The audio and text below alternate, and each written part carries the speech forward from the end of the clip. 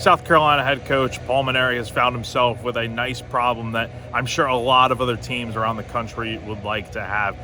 He's got more than 3 guys that are capable of potentially pitching in the weekend rotation, but because there are only 3 spots on the weekends and 1 to 2 starts on the midweek, he has had to put a few guys in the bullpen, and most notably that has been Brandon Stone and Alex Valentine.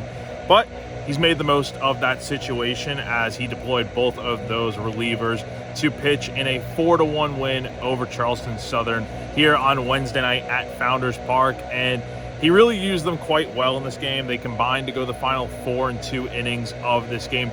Stone came in with the bases loaded and 1 out in the 5th after Connor Chicoli got the start of the mound and pitched rather well, 4 1/3 innings, gave up 4 hits, no runs, but he did get himself into a bit of a jam in that 5th inning, and that's when Stone came in and got the first 2 guys out and then pitched really well after that. Went 2 2/3 innings, gave up 1 unearned run in the 6th, gave up 4 hits, struck out 3, and walked 1. He opened the year in the weekend rotation for the Gamecocks, but when Josh Gunther moved into the rotation last Friday with that dominant start against Clemson, somebody had to move to the bullpen, and Mainieri made the tough choice to have to move Stone to the bullpen just because he's proven before that he can be a very reliable reliever.